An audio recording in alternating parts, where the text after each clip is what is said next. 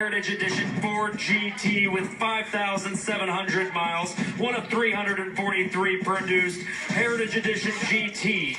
So we're here for. Get it up, down, get it up, down, get it up, down, 700. Five, got 2, down 3. I got 200, 300. 250, down 3.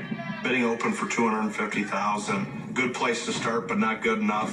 I did it up 2, down 3, 3, down 50. 350, 350, 3 down 50, maybe 3 down 50, down 4. I did it up 3 down 4, 4 down 4, 400. Down 4, 60, 70. I did it at 70. 70, now 80. I did it at 375 all in too, so I can't cut it loose. I can't. What do I have today? We need the first number to be a Ford.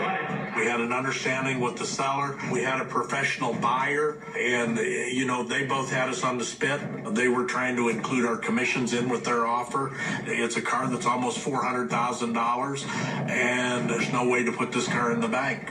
It's a tough position to be in. 400, 375, 400.